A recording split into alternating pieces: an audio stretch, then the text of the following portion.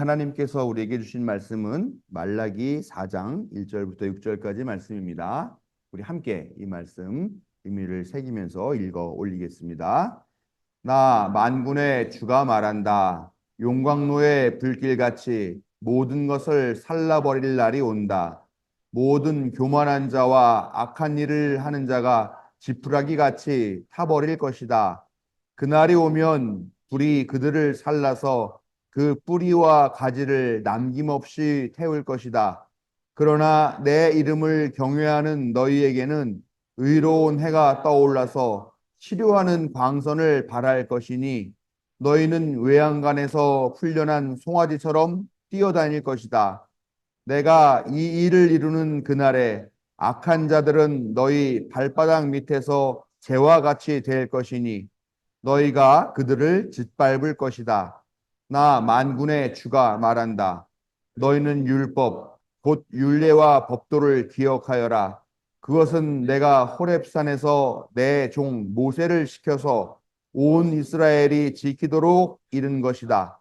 주의 크고 두려운 날이 이르기 전에 내가 너희에게 엘리야 예언자를 보내겠다. 그가 아버지의 마음을 자녀에게로 돌이키고 자녀의 마음을 아버지에게로 돌이킬 것이다.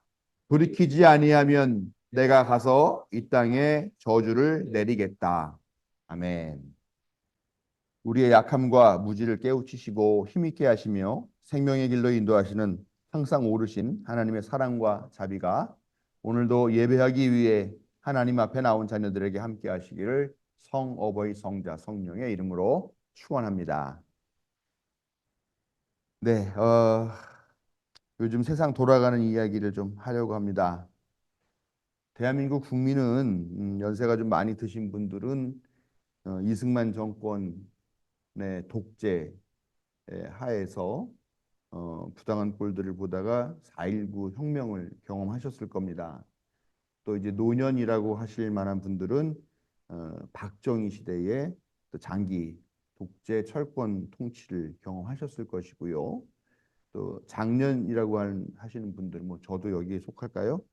78년대에 전두환 노태우 시절에 민주화 운동하면서 전체적으로 보면은 참 힘들게를 사셨다 하는 생각을 합니다.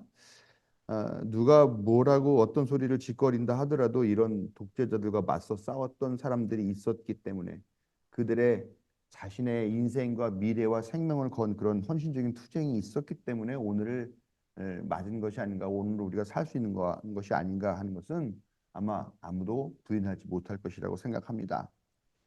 소위 국민의 정부, 문민정부, 뭐 참여정부 등등을 거치면서 우리 한국의 사회 수준이 상당히 높이 올라갔다라고 이렇게 생각을 하고요. 그러면서 민주적이고 합리적인 사회, 그리고 과거로는 돌아갈 것 같지 않은 그런 든든한 민주주의의 기초를 놓았다라고 하는 그런 생각을 할 수 있는 세상에 살게 되었습니다. 그런데 그런 생각이 무색하게도 요즘처럼 혼란스러운 시기가 없었던 것 같습니다. 많은 사람들이 이구동성으로 하는 소리가 어쩌다 이 나라가 이 지경이 되었느냐, 이 정도까지 망가지게 되었느냐라고 얘기를 합니다.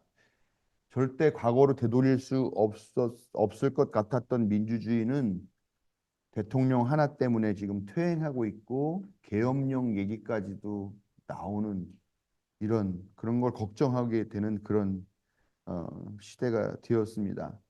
정말 긴 세월 동안 광복 이후로 긴 시간 동안 피 흘리면서 싸워서 만든 이 나라의 민주주의가 정말 망가지는 건 한순간이다 하는 그런 생각들을 너무 많이 하게 되면서 요즘 대부분의 국민들이 치를 떠는 수준에까지 이르지 않았나라는 생각을 하게 됩니다.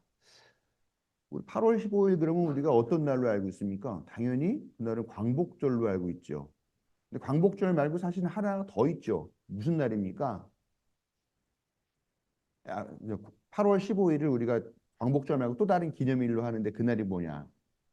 대한민국 정부 수립일이죠. 그렇게 우리가 알고 있었고 수십 년 그렇게 알고 있었고 달력에도 그렇게 써 있었는데 갑자기 이 8월 15일이라는 게 광복절이 아니라 건국절이다라고 하는 그런 주장들이 이제 들려오기 시작한다라는 겁니다. 어, 당연히 정부 수립일로 알고 있었던 날이 건국절로 둔갑을 하면서 대한민국이라는 나라는 그 이전에는 없었던 나라였다라는 주장이 나오고 있는데 그런 주장을 하는 사람들이 지금 정부의 요직을 맡게 되고 그 자리에 가서도 그들의 주장을 굽히지 않는 그런 시절이 됐습니다. 일제시대에 우리 국민의 국적은 일본이었다. 일제시대에 우리 국민의 국적은 논란의 여지가 있기 때문에 이 자리에서 말하지 않겠다. 일제 강점기가 한국의 근대화에 큰 영향을 미친 것은 사실이 아닌가. 대한제국이 존속했다고 해서 일제시대 때보다 행복했겠나?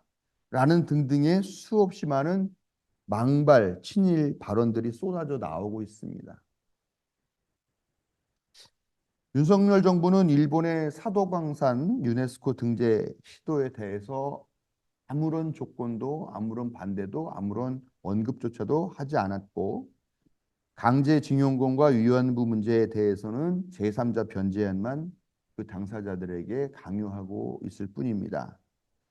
이번 광복절 기념식에서도 많은 사람들이 이야기하죠. 오늘이 광복절이었는지 아니면은 현충일이었는지 아니면 6.25를 기념하는 날이었는지 모르겠다라고 할 정도로 이 광복절이라는 날의 의미가 없어지고 우리 민족과 국가에 대한 그 일본의 폭력적인 수탈과 억압의 과거사에 대해서는 단 한마디도 언급하지 않고 지나갔습니다. 우리가 지금 그런 시대를 살고 있죠. 이런 꼴들을 보면서 국민들이나 아니면 정치인들이 당연히 비판을 할 수밖에 없잖아요. 비판이 높아지니까 김태효 국가안보실 제1차장이라고 하는 사람이 이런 소리를 하죠. 중요한 건 일본의 마음이다. 얼마 전까지만 해도 중꺾마라는 말이 유행했었어요. 그렇죠? 중요한 건 꺾이지 않는 마음이다. 아마 그 축구 선수들 얘기했던 것 같은데요. 중꺾마라는 말은 그래서 사람들이 많이 듣지만 갑자기 중일마라는 말은 듣도 보도 못한 그런 말인데 이게 이제 또 사람들 사이에 비아냥 것 같이 그렇게 어, 떠돌고 있습니다. 중요한 건 일본의 마음. 기가 막히죠. 대통령이나 대통령실에 있는 작자들이 한다는 소리가 일본의 아나무인인 그런 태도에 대해서는 한마디 언급도 못하면서 어, 피로감, 일본의 피로감, 일본에도 피로감을 느끼겠다 뭐 이러면서 이미 일본이 수십 차례 사과하지 않았는데 사과했는데 왜 그거를 또 강요하냐라는 식으로 그렇게 정말 대한민국 정부, 대한민국 대통령실인지 아니면은 일본의 뭐 홍보실인지 아니면 총리실 대변인실인지 그것도 헷갈릴 정도로 그렇게 말도 안 되는 소리들이 지금 너무나 자연스럽게 나와서 세간을 떠들고 있다는 것입니다. 이 모든 것이 약간 기시감이 있다는 생각이 들어요. 주변에 사람이 없어서 그 호시탐탐 권력을 넘보고 있던 뉴라이트 작자들을 고위직에 세운 이 윤석열의 무능함 때문인 것은 분명한데요. 이게 옛날에도 본 적이 있는 것 같아요. 해방 직후에 대중적인 지지 기반을 갖지 못한 이승만이 어, 어떻게 했습니까? 미국을 등에 업고 대통령이 되기는 되었고 권력을 쟁취하였긴 하였지만 자기를 도와줄 수 있을 만한 그런 사람이 별로 없는 거죠. 그래서 어떻게 했느냐? 일제 시대에 일본 제국주의에 부역하던 사람들, 그때 고위 관료를 했던 뭐 무슨 뭐 경찰이라든가 뭐 그런 또 공직자라든가 이런 사람들을 다 그대로 등용하고 그 자리에 그대로 앉혀서 어, 일제시대에 부역했던 사람들이 대한민국에서도 또 고위공직을 맡게 하는 그런 일이 벌어졌다는 것이죠. 그래서 이런 반민족 행위자들은 처벌해야 된다라고 하는 운동들이 있었는데 오히려 그런 특별위원회 같은 것들을 못하게 막고 그 일을 했던 사람들을 처벌하기까지 하는 그런 지경이 되었다라는 거죠. 근데 그 역사가 지금 그대로 반복되고 있는 것 같다라는 느낌이 든다는 것이죠. 1945년이면은 지금으로부터 몇 년, 79년 전인가요? 79년 전에 있었던 일이 지금 그대로 우리에게 기시감을 느끼면서 말하자면 1940년대 후반으로 지금 돌아가고 있는 게 아닌가라는 그런 여러 가지 물질 문명들은 발전했는데 우리의 정신사고와 어떤 우리 국민적인 여론들을 그때로 되돌리려고 하는 이런 악한 시도들이 자행되고 있는 것 같다라는 생각이 든다라는 거죠. 상황이 이런데 대통령은 나는 뉴라이트가 뭔지 모른다라고 하는 그런 무식하고 무능한 소리나 하면서 그런 국정농단 세력에게 나라를 내맡기고 있는 이런 현실 참으로 개탄스럽지 않을 수가 없습니다. 이런 현실이 너무 기가 막히고 화가 나서 왜 이런 일이 벌어지는가 하는 생각을 했습니다. 그래서 이런 주제로 설교를 한번 해야 되겠다라고 생각하면서 영화를 한번 찾아봤어요. 영화 밀정이라는 영화를 봤습니다. 옛날에 이렇게 봤던 영화 중에 한 장면이 기억이 나고 또 짤로도 많이 이렇게 돌아다니는 거죠. 재판정에서 이정재가 옷을 벗고 몸에 상처를 보면서 여기가 1910년 몇 때 어서 총을 맞은 것, 뭐 여기가 어디에서 무슨 독립운동을 하다가 뭐 칼에 맞은 것 이렇게 하면서 막 얘기했던 그런 영화 장면이 생각나서 영화 밀정을 찾아봤습니다. 보면서 좀 이상하더라고요. 이정재가 안 나와요. 계속 안 나와요. 그래서 끝에 가서 나중에 노인 역으로 이렇게 나오는 건가 하면서 봤는데 결국 안 나오다 끝났습니다. 알고 봤더니 그 영화는 암살이라는 영화였고요. 저는 밀정이라는 영화를 봤던 겁니다. 두 글자를 끝나서 제가 좀 헷갈렸던 것 같아요. 나중에 이제 암살 봤더니 이제 뭐 옛날에 봤던 영화인데 다시 한번 찾아보면서 중간중간 이렇게 봤습니다. 근데 암살이건 밀정이건 뭐 그 영화의 관점은 똑같아요. 관점은 똑같습니다. 일본 놈들, 나쁜 놈들, 독립투사들을 정말 고생하면서 나라를 위해서 목숨 바치고 헌신해 주셨던 그런 분들이구나. 그 관점 똑같습니다. 일제강점기의 독립투사들의 헌신을 다룬 영화 어느 하나도 밀정이나 암살 말고도 다른 영화도 마찬가지죠. 어느 하나 다른 관점을 갖고 있는 영화가 없어요. 다룰 수도 없죠. 최근에 하나 나온 것 같아요. 무슨 저기 그 이승만 무슨 영화 그 교회가 다 몰려가서 보고 또 공직자들이 또 가서 우르르 보라고 했던 그 영화 그러는데 2만 명도 채 보지 못한 그 영화 하나 정도만 예외일 것 같습니다.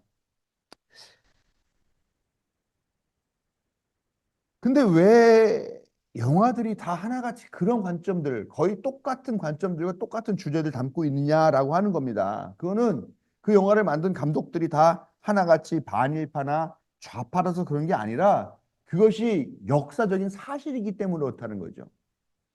역사적인 사실에 기반을 둔 영화라서 판타지 영화가 아니기 때문에 어쩔 수 없이 그 역사를 반영하다 보면 그럴 수밖에 없는 게 너무 당연한 사실이라는 거죠.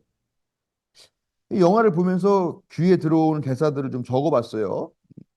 그 밀정이라는 영화에 옛날에 임시정부에 있다가 변절해서 지금은 일본의 경부, 그러니까 일본 경찰의 어떤 한 요직을 맡게 된 그런 사람이 있어요. 이정출, 송강호 씨가 분한 역인데요. 이정출이 처음에 시작할 때 막 독립운동가를 쫓아가는 그런 장면으로 시작을 해요. 그런데 그 독립운동가가 하필 이 이정출의 오랜 친구예요. 그래서 이 친구가 결국은 총을 맞고서 어떤 헛간 같은 데 숨어서 그 포위를 당했는데 이정출이 거기를 들어갑니다. 들어가서 이 친구한테 이야기를 합니다. 이 친구가 위엔 놈들은 나라를 팔아먹고 너 같은 놈들은 백성들 동포들을 팔아먹었다 이런 얘기를 하니까 이 이정출이 뭐라고 얘기하냐? 넌 이 나라가 독립이 될 것 같냐? 어차피 기울어진 배야라고 그렇게 이야기를 합니다. 또 변절해서 일제히 밀정이 된 그러면서 이 의열단 그 안에서 지금 활동을 하고 있는 사람이 있어요. 조회정이라고 하는 역을 맡은 신성록 씨가 분한 역인데요. 이 사람이 나중에 이제 자기의 정체가 발각이 나가지고 처형을 당하게 되죠. 근데 이 사람이 뭐라고 항변하냐면 난 오래전부터 확신이 없었다. 한 번이라도 성공했다면 내가 이러지 않겠지. 시골뜨기들 꼬셔서 폭탄 몇 번 던지게 한다고 독립이 오면. 나는 더는 어리석은 척 못하겠다. 희망 없는 사업이야. 안 그랬으면 니들을 다 밀고 했을 거야. 넌 그래도 내 친구니까. 너희를 가족같이 생각했으니까. 그러니까 나한테 감사해야 할 일 아니냐? 왜 나를 죽이려고 해? 이렇게 이야기를 합니다. 또 송강호처럼 일본 경찰에 부역하면서 독립운동가를 색출하는 그런 일을 하는 하지모토. 이 사람도 한국 사람인데 이 사람 계속 일본 이름은 나와요. 엄태구 씨가 분한역이에요. 근데 이 하지모토가 송강호의 그 이정출의 총에 맞아서 죽기 직전에 이정출한테 이렇게 소리를 지릅니다. 변절자 새끼야! 여기쯤 보면 누가 변절자인지 헷갈리기 시작한다라는 거죠. 한쪽은 조국을 배신한 변절자, 한쪽은 자기가 충실하게 일하고 있고 몸을 맡긴 일제를 배신한 변절자. 아무튼 뭐 이런 이야기를 합니다. 이런 이야기를 쭉 보면은 그냥 분명해요. 왜 이 사람들은 변절했을까? 독립될 것 같지 않으니까. 독립될 것 같은 기미가 전혀 안 보이니까. 그러니까 대세의 물결에 올라탄 것일 뿐이다라고 확신을 했던 것 같습니다. 영화 암살에서 이 염석진, 이정재 씨가 분한 역을 맡았던 이 염석진이라는 변절자도요. 나중에 이제 독립운동가들이 이제 찾아옵니다. 전지현 씨가 찾아오고 또 이렇게 남자 독립 찾아와서 전지현 씨가 물어요. 왜 동지를 팔았나? 그러니까 이 질문에 뭐라고 얘기하느냐? 몰랐으니까. 해방될지 몰랐으니까. 알면 그랬겠냐? 이렇게 항변을 합니다. 영화 속에서 변절했던 이들이나 일제 시대에 실제 나라를 팔아먹은 자들, 특히 불사조약, 정미조약, 합방조약 이 세 가지 모두에 찬동한 삼관왕은 이완용이라고 합니다. 한 명밖에 없다고 해요. 이 이완용 같은 작자들은 이 대한제국이 망하고 다시는 재건되지 않을 것이라고 분명하게 확신했고 그래서 자기는 오히려 새 시대를 여는 선구자다. 앞장서 새 시대를 열었다라고 그렇게 자부하면서 결심했을 그런 자들이라는 것이죠. 지금의 뉴라이트도 아마 한국이란 나라는 아무리 뭐 케이팝이니 뭐니 뭐 아무리 얘기해도 결국은 미국이나 일본의 지배에서 벗어날 수 없는 그런 나라일 수밖에 없어. 이걸 확신하기 때문에 오히려 자신들이 지금 국가를 위해서도 오히려 자랑스러운 일을 하고 있다라고 그렇게 착각하고 있을지도 모르겠다라는 생각을 해봅니다. 말씀으로 돌아가 보겠습니다. 말라기서를 오늘 읽었습니다. 말라기서 우리가 잘 읽지 않는 그런 본문인데요. 말라기는 나의 사자라고 하는 뜻을 가진 말입니다. 사람 이름은 아닌 것 같고요. 근데 말라기에서 기는 뭐 창세기 출애굽기 할 때 하는 그 기록할 기자 쓰는 그 기가 아니라 그냥 말라기 자체가 나의 사자라는 뜻의 히브리어입니다. 말라기는 바벨론 포로로 끌려갔던 사람들이 바빌론이 멸망하고 그 바빌론 대신 페르시아 제국이 그 자리를 차지하게 되고 그러면서 페르시아에 의해서 자기 동네로 고향으로 돌아오게 된 사람들 그 시대를 배경으로 하고 있습니다. 페르시아는 바빌론이나 뭐 아시리아 같이 폭력적이고 강압적인 그런 정책보다는 오히려 자기가 지배하고 있는 이 나라들을 선하게 대해주고 자치권을 인정하면서 대신 세금은 확실하게 받아가겠다라고 하는 그런 정책을 편 나라예요. 그렇기 때문에 돌아가고 싶으면 너의 고향으로 돌아가라라고 한 거죠. 그래서 이 사람들이 돌아와서 에스라 느헤미야가 와서 성벽을 쌓고 또 성전도 재건하고 또 자치 그 조직들을 다시 재건하고 그렇게 했었던 그런 시대적인 배경을 갖고 있는 것이죠. 그렇지만 에스라 느헤미야에는 되게 그럴듯하게 그려져 있었지만 사실 그들이 처했던 상황은 그렇게 녹록하지는 않았던 것 같습니다. 어, 어쨌건 페르시아의 특혜를 받은 것 같다라고 하는 생각 때문에 그 살던 그 주위에 있는 이민족들이 끊임없이 여기를 침범하면서 생존을 위협하는 그런 상황이었었고요.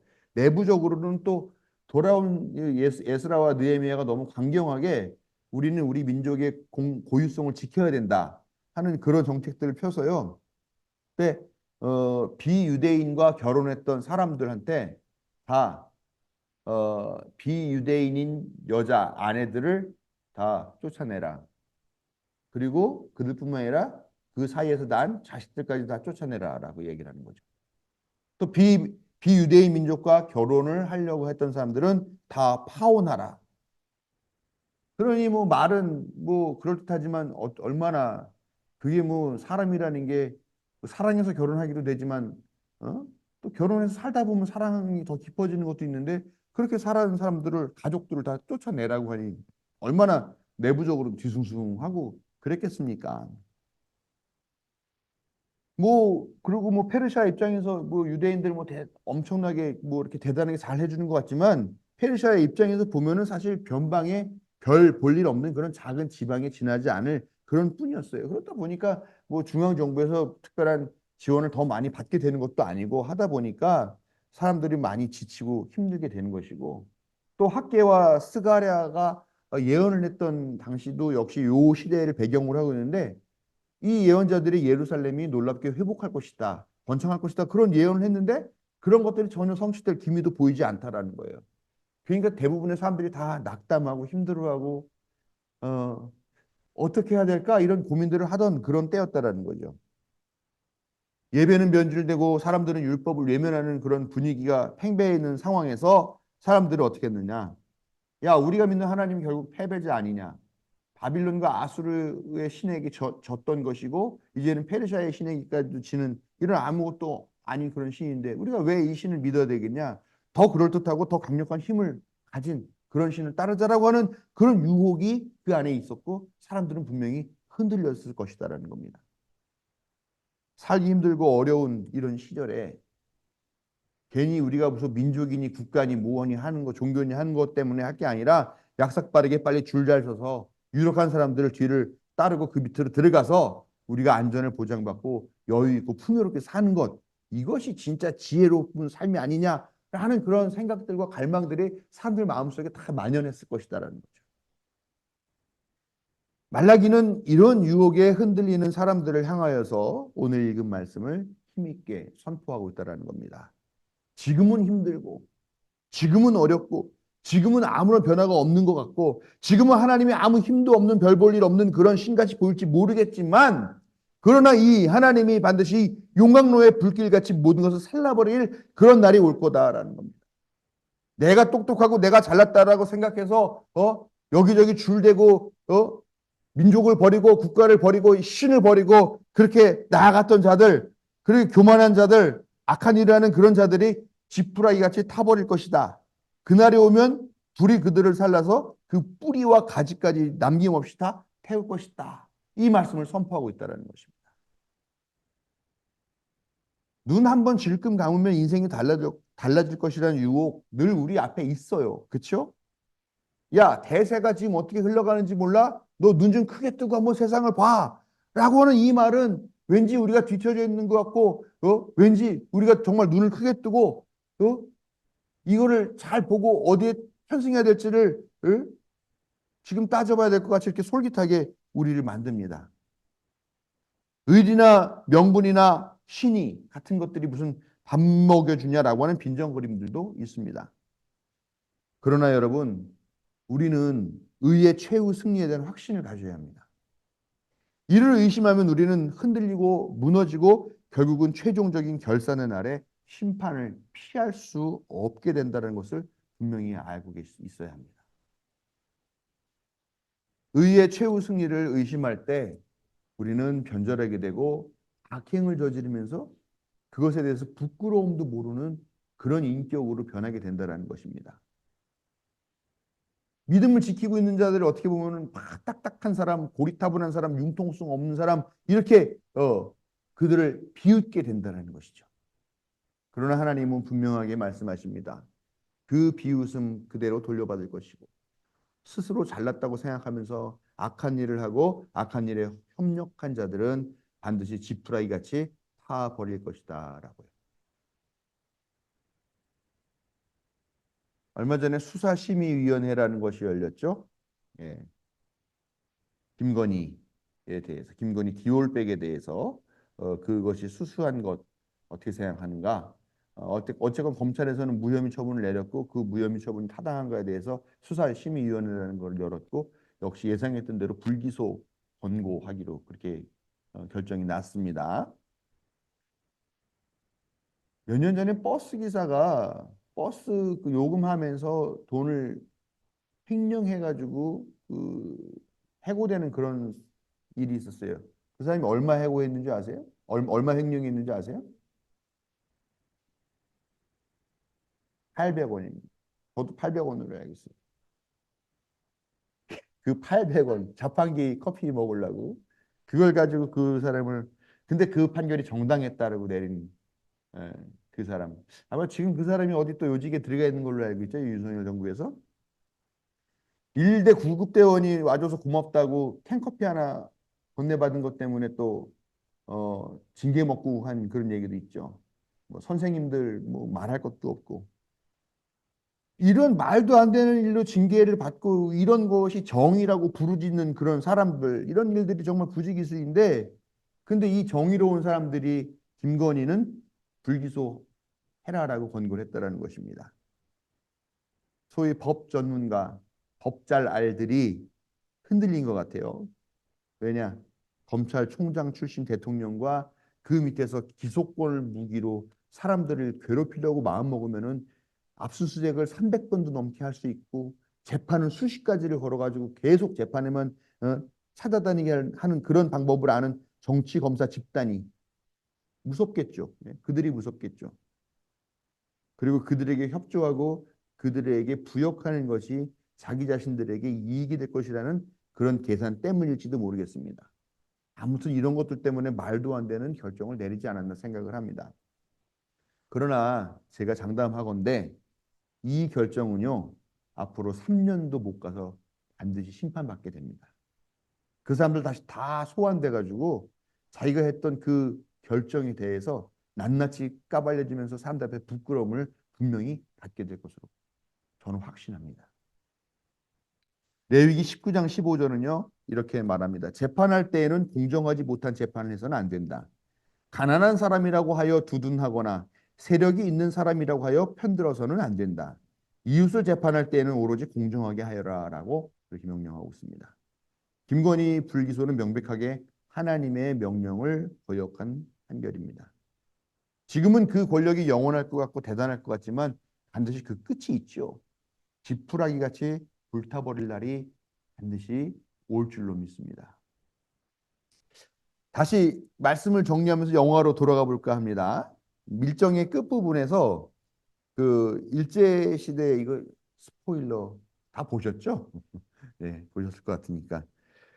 밀정의 끝부분 보면 이제 그 처음에 나왔던 그 사람이 다시 나와요. 일제 시대 한 부자예요. 한 조선인 부자입니다. 이 부자가 그 반가 사유상을 살려고 해요. 이제 그 경부를 지냈던 이정출이 이제 본격적으로 의열당이 돼가지고 이걸 이제 군자금을 마련하기 위해서 이제 이 부자한테 이 반가사유상을 팔려고 밀매하는 그런 장면이 처음에 똑같이 그 장면으로 시작했는데 끝에 그 부분으로 끝나는데요. 이때 이 이정출이 이걸 파니까 이 사람이 이거를 애따 일본 놈 손에 들어가는 것보다는 조선인 사람이 갖고 있는 게 낫지 하면서 이 문화재급 이거를 이제 삽니다. 그러면서 하는 말이 뭐냐면 약속해. 내 돈이 분자금으로 들어간 걸 알면 나만 피곤해지니까 독립될 때까지는 비밀로 하겠다고 약속해. 이렇게 다짐을 합니다. 그러니까 이정출이 뭐라고 그러는 줄 아세요? 독립이 될 것 같소, 영감아? 이렇게 얘기를 합니다. 그러니까 이 부자가 뭐라고 대답을 하느냐? 너 같은 놈들이 있으니까 되기야 되겠지. 라고 이렇게 대답을 하더라는 겁니다. 이 대사가 좀 참 의미심장한 것 같아요. 실패해도 절망하지 않고 끊임없이 도전하고 시도하는 그런 독립운동가들이 있었기 때문에 오늘날 우리는 독립된 조국에서 살 수 있었던 것이죠.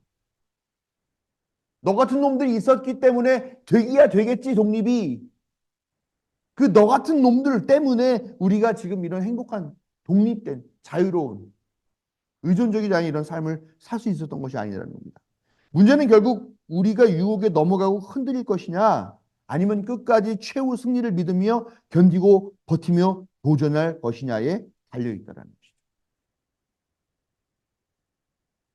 흔들리는 우리에게 던지는 밀정의 대사가 하나가 더 있어요. 극중의 의열 단장 정채산 역을 맡은 이병헌 씨가 이런 역을 합니다. 나는 사람들의 말을 믿지 않는다. 다만 내가 해야만 할 일, 사람이 마땅히 해야 할 일을 믿을 뿐이다라고 이야기합니다. 저는 이 사람이 마땅히 해야 할 일이라는 이것이 바로 신앙적 고백인 최후 승리를 일상의 언어로 표현한 게 아닌가라고 생각합니다. 우리도 어떻게 보면은 독립운동가예요. 하나님 나라의 독립운동가. 지금 세상이 얼마나 돈이 최고고 권력이 최고고 인기 많으면 장땡이고 이런 시대가 돼버렸습니까?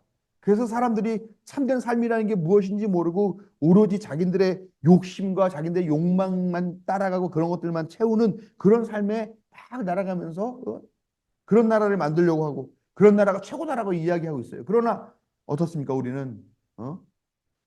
생명평화 진리 정의가 편만한 그런 사회가 돼야 된다. 그것이 하나님 나라라고 고백하면서 하나님 나라를 세우기 위한 그 독립운동을 하고 있는 것 아닙니까? 하나님의 자녀로서 마땅히 해야 할 일을 지키려고 하는 마음, 그 마음이 바로 의의 최후 승리를 믿고 흔들리지 않는 것이다 하는 겁니다. 비록 지금 정의가 거꾸로 뒤집힌 시대에 갔지만 우리는 하나님의 정의가 반드시 이 땅에 분명하고 명백하게 관철될 것임을 믿고 의심치 말아야 될 줄로 믿습니다. 흔들리지 않고 하나님이 약속하신 의의 최후 승리를 믿으며 그 믿음 지키는 자녀들에게 그 약속이 성취되는 큰 기쁨을 하나님께서 주실 줄로 믿고 축원드립니다.